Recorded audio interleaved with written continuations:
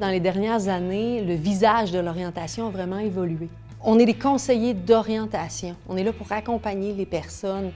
On n'est pas des passeurs de tests. On est des gens qui ont des connaissances puis des savoirs qui sont nécessaires pour les individus. À la maîtrise à l'Université de Sherbrooke, en orientation professionnelle, il y a deux profils. Donc, on a un profil de type cours et on a un profil de type recherche. Donc, dans les deux cas, il va y avoir des cours, donc un tronc commun. Si on prend un profil de type cours, il va y avoir davantage d'interventions, entre autres à la clinique. Nous, ici à l'Université de Sherbrooke, on a la chance d'avoir une clinique d'orientation professionnelle. C'est ouvert à la population en général, donc des gens qui ont des difficultés dans leur parcours professionnel peuvent venir rencontrer des étudiants à la maîtrise dans le cadre de stages.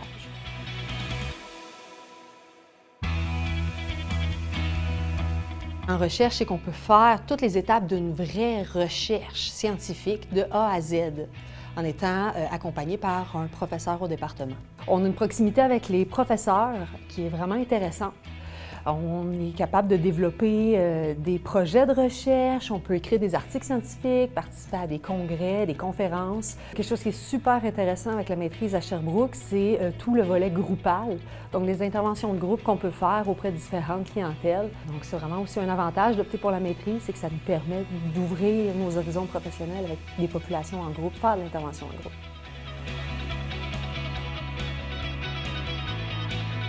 On peut aussi accompagner des entreprises au niveau de l'organisationnel et des ressources humaines dans le cadre de nos stages. Donc, c'est sûr que le fait d'avoir fait la maîtrise, d'être membre d'un ordre, me donne accès à des actes réservés en orientation professionnelle. Donc, on accompagne des individus, on fait du counseling de carrière. En fait, on est un peu des professionnels du choix de carrière.